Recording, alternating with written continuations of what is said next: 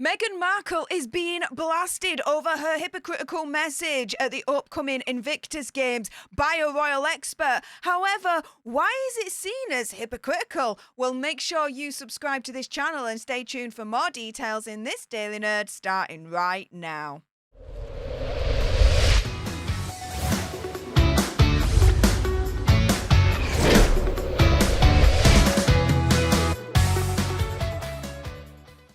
Hey up everyone, it's me, Stef the Alternate, your nerdy alternative, and welcome to another dose of the Daily Nerd, where I break down the royal news and gossip of the day that's pretty much caught me eye, and oh my goodness, yeah. Let's jump into this, shall we? So, Megxie has been blasted over ironic, or I'm reading it as hypocritical, message as she prepares to join Hazza at the Invictus Games. So she is under fire for an ironic, or like I said, I'm calling it hypocritical message that she's set to deliver as she prepares to join Hazza at the Invictus Games in Dusseldorf. This is the multi-sport event that involves wounded veterans. That Prince Hazza, he organised this. He set this up years before he met Megxie. So my question is, why is Megxie involved in the first place? To me, there's no need. She has nothing to do with it whatsoever. But, you know, I'm just asking for a friend as always. He founded this back in, I think, around 2014. Now, according to Hazza's biography, Angela Levin, Megxie is set to deliver a personal message to the wounded, injured and sick servicemen and women who will be competing at the event. Now, Angela Levin, who is the royal expert here, believes the Duchess will focus on a message of, quote, courage and resilience. Something she says is ironic, or as I would like to put it, hypocritical as shiz. Why? Well, Angela Levin says that Megxie's going to be there at the Invictus Games. She's going to speak to the veterans about courage and resilience. I thought that was quite ironic, Angela says, because she represents neither of those things. And I absolutely agree. Courage and resilience? Megxie? Really? When her whole narrative up to this point, when it comes to royal family, is royal family are the bad guys and I'm the victim. Do you know what I mean? When you're constantly painting yourself, as far as I'm concerned, in every single interview, in every single mockumentary book, whatever you want to call it, right? Constantly painting yourself as the victim and the royal family as the evil ones, right? Where is the courage and resilience in all of that?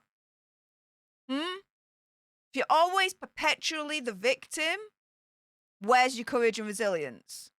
Where is it where you're surviving it, where you're outgrowing it, where you're living your best life, where you don't have to paint yourself as the victim anymore?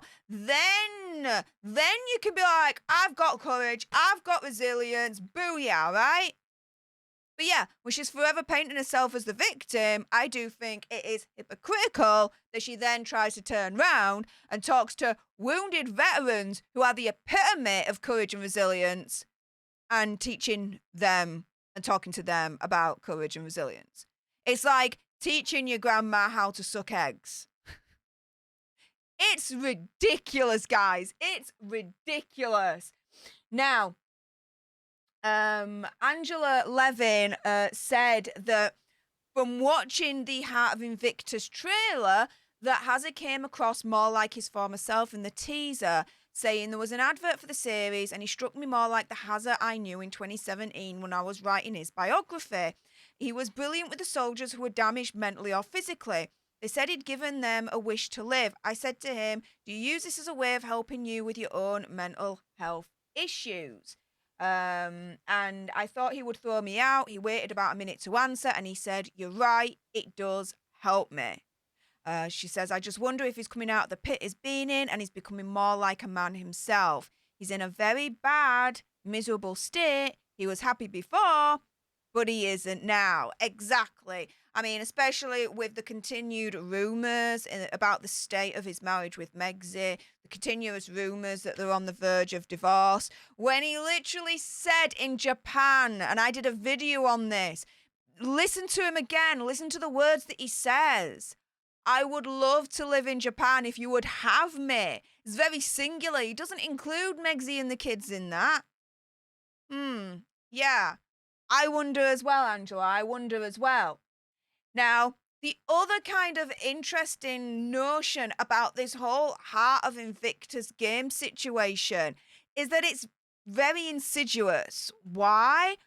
Well, when you search for Heart of Invictus, yeah, Megsy's Suits is being promoted. It's like, why? Why not, when you search for Heart of Invictus, have other, like, veteran-led, veteran-type programs that then come up in the search bar? Why is it that freaking Suits comes up? All right, Azza's married to Megzy and there's the link, but content-wise, it really doesn't track. It doesn't make sense. And so it didn't take long for people to search on Netflix for Heart of Invictus, and they were surprised to what they had found in terms of the top suggestions. So a Twitter account at Gertz Royal shared a post online revealing her search results, explaining, quote, some interesting top results when I searched Heart of Invictus on my Netflix app. Netflix target audience doesn't seem to be people interested in inspirational sports, documentaries, stroke films, but rather people interested in the royals or pop culture. Exactly what I've just said. Why is it that when you search for Heart of Invictus, Suits is coming up and the mockumentary, mind you, Harry and Meghan are coming up, rather than things to do with other veteran programs and documentaries and sport documentaries and things like that? Huh? Netflix, what the frick are you doing, right? And to further prove it, look, here you go. Putting Heart of Invictus, here's a screen grab. You got Heart of Invictus. Next to that is Suits. Next to that is the Harry and Meghan mockumentary. Top results included also The Empress, Heart of Stone, and their documentary that bombed, by the way, earlier on this year when it was released, Live to Lead. And so, will Heart of Invictus, in the end, actually be successful, with Netflix trying to link it in the search results with Suits and, Harry and Meghan mockumentary and all that malarkey? Well, another royal expert is saying, it's going to struggle to attract a large audience. So Richard Fitzwilliam told Newsweek, this is likely to be a constructive and interesting documentary. It is, however, difficult to see it attracting a large audience. After their failure at Spotify and the inability of their previous Netflix project, Live to Lead, to appeal to audiences, they need good ratings. But this will also have a special cachet as it is so personal to Harry. So we all know the Spotify deal ended. They lost millions. It was down to low productivity. The executive turns around and said that they're effing grifters. It was an adventure going through all that.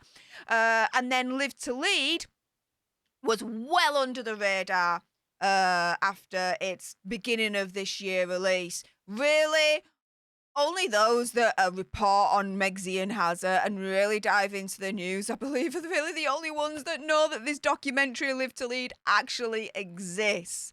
And so Fitzwilliam continues their 6-hour marathon documentary of Hazza and Megzy, Harry and Meghan, released last December, was Netflix's second highest ranked documentary ever, but left them open to accusations of overexposure and hypocrisy. Absolutely, and more accusations besides that. But he then concludes their biggest challenge is to find a crowd pleaser that does not involve criticising the royal family. And I absolutely agree. And so, do I think Heart of Invictus is going to be successful? No. It's not going to appeal to a wider audience. Make sure you do subscribe to this channel because I'll watch it so you don't have to, and I'll give you the reviews on every single episode that'll be released as part of that series. Do I think it's quite insidious that when you search for Heart of Invictus, you've got Megsy's own programme that's being grifted, Suits, and then their own mockumentary being grifted soon after that? Yeah, I do think that's insidious. I do think when you search for Heart of Invictus, you should be getting sport documentaries, military programs and documentaries, that kind of thing.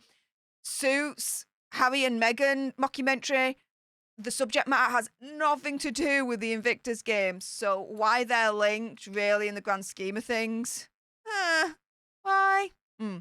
But ultimately, yeah, I do believe that Angela Levin was correct to blast Megxi over her ironic, or I would call it very hypocritical message at the Invictus Games, to be discussing strength and resilience and courage when she displays none.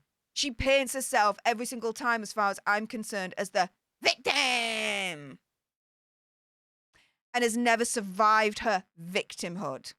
You've not survived the victimhood, then where is your strength and resilience? Where's your courage and resilience, right?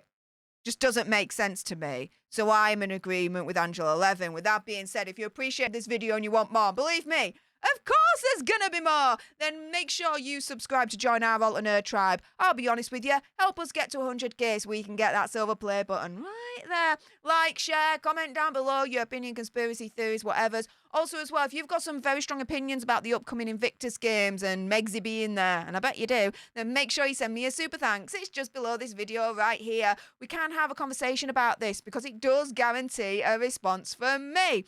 And until the next time, you guys, laters.